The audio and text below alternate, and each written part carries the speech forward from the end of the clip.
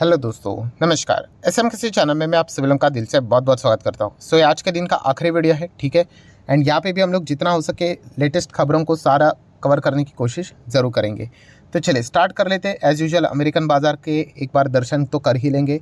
तो फिलहाल हम लोग कह सकते हैं कि जितनी भी बढ़त अमेरिकन बाज़ार में आई थी 400 प्लस पॉइंट की, वो सारी हम लोग को यहाँ पे वाइप आउट होती हुई देखने को मिल रही है। केवल अभी 100 पॉइंट के आसपास की तेज़ी देखने को मिल रही है। बीच में तो ऐसा लग रहा था कि लाल निशान में ही चला जाएगा करके, बट वहीं से मतलब प्रीवियस क्लोज से ही हम लोग को वापस एक सपोर्ट मिलते हुए देखने को यहाँ पे मिल रहा है। ठीक है, यहाँ पे हम लोग एक्सपेक्टेशन रखेंगे कि रात भर यहाँ पे जो ट्रेडिंग चलती रहेगी, बट जो क्लोजिंग रहेगी वो हरे निशान में रहेगी, तो थोड़ा सा हमारे बाजार के लिए भी ओपनिंग के लिए मदद यहाँ पे मिल सकती है। देन नैस्डैक की भी बात करें, सेम वही सिनेरियो है। बहुत अच्छी तेज़ी थी, देन बाद में बढ़त यहाँ पे उन्होंने लूज़ कर दी एंड फिलहाल नीचे ही गिरावट देखने को यहाँ पे मिल रही है। इन्फ्लेशन का डेटा की अगर हम लोग बात करें, ना तो बहुत ही ख़राब था ना तो बहुत ही अच्छा था, ओके ओके टाइप का डेटा देखने को मिला है।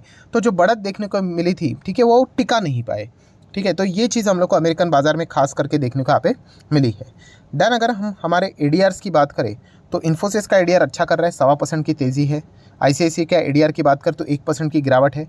एचडीएफसी बैंक की बात करें तो 0.5% की गिरावट है। विप्रो के एडीआर की बात करें तो 0.5% की तेज़ी है। एंड डॉक्टर रेड्डीज़ लैब की बात करें तो सवा भी नहीं 0.33% की हम लोग को तेज़ी देखने को यहाँ पे मिल रही है, ठीक है। तो ये कुछ एडीआर्स होते हैं जो कि आप चाहो तो लगातार इनको फोकस में रख सकते हो। नेक्स्ट हम लोग बात करेंगे दोस्तों तो गोदरेज कंज्यूमर प्रोडक्ट। यस दोस्तों, गोदरेज की अगर हम लोग बात करें बहुत बड़ा ग्रुप है। एंड गोदरेज कंज्यूमर प्रोडक्ट की अगर हम लोग बात करें दोस्तों, ये भी आईटीसी जैसा ही है। मतलब अगर आप चेक करोगे ना 5 साल का डेटा इसका कितना है, केवल 14% की रिटर्न्स। एटलीस्ट आईटीसी अभी तो भागते हुए देखने को मिल रहा है, बट इस स्टॉक का नंबर कब आएगा इसका इंतजार हर कोई कर रहा है। मतलब आप मैक्सिमम चार्ट पैटर्न देखोगे तो देख सकते हैं इसने भी बहुत अच्छी तेज़ी दिखाई थी, बट एक टाइम के बाद वापस ये स्टॉक हम लोग को स्टक होते हुए देखने को यहाँ पे मिल चुका है। जब भी इस प्रकार के स्टॉक को हम लोग देख लेते हैं, इसको या फिर आईटीसी को, तो हमें ये बार बार मतलब चीज़ें रिफ्रेश हो जाती है कि क्यों डाइवर्सिफाइड रखना पोर्टफोलियो इंपॉर्टेंट है। मतलब अगर किसी ने पूरा पैसा अगर गोदरेज कंज्यूमर प्रोडक्ट में लगाया होगा, वो तो मतलब कुछ कमाया नहीं होगा इतने सालों में उन्होंने, ठीक है। एनीवेज, अभी गोदरेज कंज्यूमर प्रोडक्ट क्यों सामने आ गया, तो एक खबर सामने यहाँ पे आ चुकी है। तो तमिलनाडु की अगर हम लोग बात करें दोस्तों, उन्होंने गोदरेज कंज्यूमर के साथ यहाँ पे डील कर दिए। गोदरेज कंज्यूमर क्या करने वाला है, प्लांट मैन्युफैक्चरिंग प्लांट सेटअप करने वाला है तमिलनाडु में। समवेयर अराउंड उसके लिए 515 करोड़ का इन्वेस्टमेंट करने वाले हैं। इसके चलते हम कह सकते हैं 400 लोगों का, मतलब हम कह सकते हैं मोर देन 400 पीपल्स को यहाँ पे हम लोग को एम्प्लॉयमेंट मिलते हुए देखने को यहाँ पे मिलने वाला है। तो इस खबर के चलते आप चाहो तो गोदरेज कंज्यूमर प्रोडक्ट को थोड़ा बहुत अपने रडार के ऊपर रख सकते हो। देन दोस्तों हम लोग बात करेंगे अगेन जीएसटी से रिलेटेड खबरें आती ही रहती है। एंड ऑनलाइन गेमिंग के ऊपर जब से जीएसटी लगा हुआ है, एक और अभी हम लोग को खबर देखने को मिल रही है एमपीएल के बाद। अगर हम लोग बात करें हाइक के जो फाउंडर हम लोग को देखने को यहाँ पे मिल रहे हैं, मित्तल जी की अगर हम लोग बात करें तो यस, उनकी भी हम लोग को एक कंपनी देखने को मिल जाती है ऑनलाइन गेमिंग की। तो वहाँ पे लगभग जो स्टाफ है उन्होंने 22% कम कर दिया है। तो ऑब्वियसली कंपनीज के पास कोई ऑप्शन रहेगा नहीं, क्योंकि अगर उनको प्रॉफिटेबल रहना है, मार्जिन्स को मेंटेन करना है, तो लोगों को तो जॉब से निकालना ही पड़ेगा। एंड वही चीज़ हम लोग को फिलहाल तो देखने को यहाँ पे मिल रही है। ये तो शुरुआत है, और ऐसे बहुत सारी कंपनीज है जिनको यहाँ पे जॉब कटिंग करनी ही पड़ेगी। नेक्स्ट अगर हम लोग बात करेंगे, टोमेटोज़ के प्राइस लगातार बढ़ते हुए देखने को मिल रहे थे, तो फाइनली थोड़ा राहत मिलते हुए देखने को मिल सकता है, बिकॉज इंडिया ने प्लान किया है कि अभी वो टोमेटो को इंपोर्ट करवाएंगे। कहाँ से? नेपाल से। तो ये बात निर्मला सीतारमण जी ने फिलहाल तो सामने रखी हुई है। ज़्यादा इंपोर्ट होंगे टोमेटोज़, तो वापस हम लोग को प्राइस में कुछ हद तक स्टेबिलिटी आते हुए देखने को मिल जाएंगी। नेक्स्ट बात करेंगे एफआईएस एक्टिविटीज़। तो यस, एफआईएस की ओर से वापस हम लोग को 330 करोड़ की बाइंग देखने को यहाँ पे मिली है। कोई बड़ी बाइंग नहीं है, बट एटलीस्ट सेलिंग तो देखने को यहाँ पे नहीं मिल रही, यही एक अच्छी खबर है। एंड डीआईएस ने भी यहाँ पे बाइंग की 700 करोड़ के आसपास। तो एफआईएस का वापस आना ये हमारे बाजार के लिए एक अच्छा संकेत माना जाता है। वैसे देखा गया तो क्रूड ऑयल 86 को अभी क्रॉस करते हुए आगे बढ़ते हुए देखने को मिला है। क्रूड ऑयल रुकना बहुत ज़्यादा इंपॉर्टेंट है। मतलब कहाँ तक देखा गया तो हम बर्दाश्त कर सकते हैं। तो आरबीआई ने तो बोला था 105 106 तक अगर क्रूड ऑयल जाएगा, स्टिल हम लोग यहाँ पे मतलब कह सकते हैं इन चीज़ों को बर्दाश्त कर सकते हैं करके, बट इसके पार अगर चला जाएगा तो बहुत ज़्यादा दिक्कतें हो सकती है। क्योंकि एक ज़माने में क्रूड की बात करें $70 के नीचे था प्रति बैरल के हिसाब से, एंड अभी की बात करें तो 86 के आसपास। एंड डिस्काउंटेड क्रूड भी ऑलमोस्ट हम लोगों का खत्म हुई होते हुए देखने को यहाँ पे मिल रहा है। मतलब उसका ज़्यादा बेनिफिट मिलते हुए देखने को नहीं मिल रहा है। एंड अगर क्रूड ऐसे ही बढ़ता रहा तो हमारा इंपोर्ट बिल बहुत ज़्यादा बढ़ जाएगा, एंड फिर बाद में इन्फ्लेशन की अगर हम लोग बात करें वो तो दिक्कत है ही है। देन हम लोग बात करेंगे SBFC IPO से रिलेटेड। तो बहुत सारे लोग कमेंट भी कर रहे थे सर SBFC IPO का अलॉटमेंट का क्या हुआ। तो तारीख तो आज ही की दी थी 10 तारीख, बट शायद से अभी तक आया नहीं है ना, ऐसा ही कुछ हम लोग को होते हुए देखने को मिला। ठीक है, नहीं आया, कभी कभी लेट नाइट आ जाते हैं, क्या पता मैं अभी वीडियो बना रहा हूँ तभी भी आ सकता है। ठीक है, सो ये चीज़ें होती है, कभी कभी डिले यहाँ पे हो जाता है, तो लेट नाइट चाहो तो रिफ्रेश करके देख सकते हैं या फिर कल आ जाएगा। ठीक है, तो यही कुछ छोटे मोटे अपडेट्स है जो कि पता होनी चाहिए। देन बात करेंगे टाटा मोटर्स के बारे में। सो टाटा मोटर की बात करें तो यस डेफिनेटली अच्छा स्टॉक है यहाँ पे। फिलहाल तो हम लोग यहाँ पे कह सकते हैं अगर आपको इलेक्ट्रिक व्हीकल इस थीम के ऊपर भरोसा है तो फिर आप चाहो तो टाटा मोटर को कंसिडर कर सकते हो। अगर आप इलेक्ट्रिक व्हीकल थीम के ऊपर भरोसा नहीं रखते हो तो फिर टाटा मोटर में जाने का कोई सेंस बनता है ही नहीं।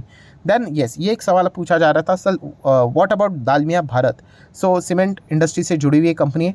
ठीक है, ये कोई ख़राब कंपनी नहीं है, बट यस सीमेंट सेक्टर की अगर हम लोग बात करें तो अगर आपको सेफ़ ही खेलना है, सेफ़ एकदम ही सेफ़, तो आप अल्ट्राटेक सीमेंट के साथ जा सकते हो। नंबर 1 कंपनी है, कुछ दिक्कत यहाँ पे होगा नहीं। 5 साल में आपका पैसा डबल यहाँ पे होने का विजन लेकर आप चल सकते हैं। तो आप देख सकते हैं 5 साल में 88%, तो उस हिसाब से कंपनी आपको रिटर्न देगी। दालमिया भारत की बात करें तो ये रिस्की कंपनी है। ठीक है, मतलब चल गया तो बहुत ज़्यादा रिटर्न्स, वरना आप फंस सकते हो। इस प्रकार की ये कंपनी देखने को मिल जाती है। तो सीमेंट सेक्टर से रिलेटेड आपको नॉलेज होना चाहिए दोस्तों, तभी आप इन कंपनीज़ को स्टडी कर लेना। ऐसा ही नहीं बस रैंडमली जाके बाइंग करके आ गए तो बाद में आप लोगों को दिक्कत यहाँ पे हो सकती है। नेक्स्ट अगर हम लोग बात करेंगे कैम्प्स में क्या करें सर, यहाँ पे फिलहाल देखा गया तो 80% के तो रिटर्न्स है, मतलब बुल रन में तो अच्छे खासे रिटर्न्स बने ही थे। देन उसके बाद नीचे आया। तो कैम्प्स की अगर हम लोग बात करें, हाँ ये भी एक म्यूचुअल फंड इंडस्ट्री से ही जुड़ी हुई कंपनी है। वर्स्ट पार्ट यही है कि जो हम लोगों ने सोचा था कि म्यूचुअल फंड इंडस्ट्री बहुत बड़ी होगी तो वैसे ही हो रहा है, 10 गुना बड़ी हो चुकी है म्यूचुअल फंड इंडस्ट्री, आने वाले समय में और भी बड़ी होगी। बट स्टॉक्स की अगर हम लोग बात करें तो इतना कुछ खास रिस्पॉन्स नहीं दे रहा है। वैसे तो कैम्प्स ने तो 80% एटलीस्ट इतना तो रिटर्न्स दिए हैं, बट अगर हम लोग बात करें जो बाकी AMC कंपनीज है वहाँ पे हम लोग को कुछ भी परफॉर्मेंस देखने को नहीं मिला है। फिर हम लोग HDFC AMC की बात करें, निप्पॉन लाइफ की बात करें, या फिर UTI AMC की बात करें, या फिर आदित्य बिरला सन लाइफ की बात करें, तो किसी ने भी इतना कुछ खास परफॉर्मेंस अभी तक दिया नहीं है। सो ये देखने वाली बात रहेगी म्यूचुअल फंड इंडस्ट्री और कितना ग्रो होती है और उसके बाद इन स्टॉक्स को कब यहाँ पे अच्छा वैल्यूएशन मिलता है, उसी के हिसाब से हम लोग को वो परफॉर्मेंस देखने को मिल जाएगा। रिलैक्सो की बात करें, ठीक है आज के दिन 2-2.25% यहाँ पे भागा है। अच्छी कंपनी, यहाँ पे हम कह सकते हैं महंगाई के चलते इनकी कमर यहाँ पे टूटी थी, एंड जब भी महंगाई बढ़ने की बात सामने आ जाती है तो इनको थोड़ा बहुत फ़र्क यहाँ पे नेगेटिवली यहाँ पे पड़ते हुए देखने को मिल जाता है। बट कोई लॉस में निकलने वाली ये कंपनी डेफिनेटली नहीं है। ITC की बात करें तो ऑब्वियसली डेट करीब आते हुए देखने को यहाँ पे मिल रही है, अभी मीटिंग्स हम लोग को होते हुए देखने को मिलेंगे, एंड इसके बाद हम लोग को डीमर्जर से रिलेटेड फाइनल आउटकम देखने को यहाँ पे मिलने वाला है। तो ITC भी आप चाहो तो अपने रडार के ऊपर सेट करके रख सकते हो। देन हम लोग बात करेंगे हैप्पीएस्ट माइंड टेक्नोलॉजीज़ के बारे में। हैप्पीएस्ट माइंड की बात करें तो मतलब यही सवाल पूछा रहा है सर, KPIT ने तो मतलब लिटरली कमाल के returns they they, but happiest mind का क्या करें मतलब ऑब्वियसली होल्ड करना है। ये कौन सा रूल है कि अगर नहीं चल रहा है या फिर नीचे है मतलब वो खराब हो गया करके, एंड नहीं चल रहा है मतलब ऐसी भी बात नहीं। 154% के रिटर्न से जब से स्टार्ट हुआ है तब से लेकर अभी तक, अभी थोड़ा सा यहाँ पे हम लोग को स्लो डाउन में देखने को मिल रहा है। इनका बिजनेस भी यूरोप पे ही हम लोग को ज़्यादा देखने को मिल जाता है, तो थोड़ी सी दिक्कत यहाँ पे हो जाती है। ठीक है, एंड ऐसी बात नहीं है कि KPIT मतलब चल रहा है मतलब ये 1000% के रिटर्न्स ये कोई रातों रात नहीं बने हैं। बीच में KPIT यहाँ पे 40% गिरा था, यहाँ पे तो 60% डाउन था। तो गिरते ही हर कोई स्टॉक खराब हो जाता है, जो चलता है वही अच्छा होता है। तो ऐसी बात नहीं, यहाँ से अगर KPIT 50% नीचे आया तो कितने सारे लोग KPIT को अवॉइड कर देंगे या फिर 10 कहानी बता देंगे कि क्यों खराब है करके। तो ऐसा कोई खराब नहीं रहता है दोस्तों स्टॉक। हर सिचुएशन देखिए, आप बिजनेस करोगे ना तो हर टाइप का सिचुएशन आएगा। मैंने इसके रिलेटेड भी वीडियो बनाया था 5 चक्र का, मतलब अगर आप जाओगे किसी भी स्टॉक में तो कंसोलिडेशन फेज रहेगा, तेज़ी रहेगी, एक्सट्रीम तेज़ी रहेगी, मंदी रहेगी, एक्सट्रीम मंदी भी रहेगी। तो हर एक स्टॉक को ये फेज़ के थ्रू जाना ही पड़ता है। सो हैप्पीएस्ट माइंड कोई ख़राब कंपनी नहीं, मतलब अगर आपके पास है एंड अगर आप इसको लॉस में निकालने की बातचीत कर रहे हो तो बहुत ही गलत डिसीजन आप यहाँ पे ले सकते हो। देन हम लोग बात करेंगे यहाँ पे कैंपस की। तो कैंपस भी अगर देखा गया तो बहुत सारे लोगों के पास ये कंपनी देखने को मिल जाती है। शुरुआत में वैसे ही होता है कि ज़बरदस्त तेज़ी देखने को मिली इसीलिए खरीद लेते हैं, फिर बाद में अभी नीचे आते हुए देखने को मिला, एंड जो प्रीवियस स्टार्टिंग था उससे भी हम लोग को नीचे जाते हुए देखने को मिला है। एनीवेज कंपनी के आज के दिन नंबर देखने को यहाँ पे मिल रहे थे, and number somewhere around 31 CR के आसपास का नेट प्रॉफिट, जो फ्लैट परफॉर्मेंस हम लोग को देखने को मिला है, ये फिलहाल तो बाजार के सामने यहाँ पे आया है। सो यहाँ पे जितने भी नए टाइप की कंपनी होती है ना दोस्तों, किसी में भी ऐसा ब्लाइंडली निवेश यहाँ पे मत कर लेना। ठीक है, कैंपस कोई ख़राब कंपनी नहीं यहाँ पे बन जाती है, बट येस जो भी ये नए टाइप की कंपनीज होते हैं प्लस ऊपर से मिड कैप टाइप की कंपनियाँ होती है तो उनमें आपको वॉलेटिलिटी ज़्यादा देखने को यहाँ पे मिल जाएगी। सो ये बेसिक चीज़ें भी हम लोग को पता होनी चाहिए। देन अगर हम लोग बात करेंगे TTML या फिर BCG से रिलेटेड, सो दोस्तों अगेन सेम चीज़, अभी थोड़ा मार्केट ऊपर टॉप लेवल पे देखने को मिल रहा है। तो ऐसे माहौल में इस प्रकार की कंपनियां थोड़ा बहुत तेज़ी यहाँ पे दिखा देती है। बट जैसे मैंने हमेशा आप लोगों को कहा है, वर्स्ट के लिए प्रिपेयर रहना। वर्स्ट मतलब क्या कि कभी भी अगर गड़बड़ हो जाती है मार्केट में तो ऐसा फिर जोरदार ये स्टॉक्स नीचे गिरेंगे एंड बाद में इस लेवल पे वो कभी नहीं आएंगे, चाहे फिर हम लोग BCG की बात करें या फिर TTML की। ठीक है, तो ये शॉर्ट टर्म के लिए जो तेज़ी देखने को मिल जाती है वो अच्छी लगती है। बट सोच के देखिए कि कितने सारे लोगों ने इसको 200 पे खरीदा है, 250 के आसपास खरीदा है, वो हमेशा के लिए ट्रैप हो चुके हैं। सो इसलिए कहता हूँ कि अगर आप ऐसे स्टॉक्स में अगर आप जाओगे, हाँ शॉर्ट टर्म के लिए तेज़ी बहुत अच्छी लगेगी, बट अगर आप लोग लॉन्ग टर्म का विचार करोगे, अगर कभी बाजार में कुछ 19-20 हुआ, कभी ज़बरदस्त गिर गया एंड इसमें अगर आप अटक गए, फिर आप वापस यहाँ पे नहीं आ सकते, क्योंकि इनके नंबर्स में दम नहीं है, ना तो इनमें इंस्टीट्यूशंस है। सो ये सबसे, इसलिए तो बोलते हैं ये लक का खेल है।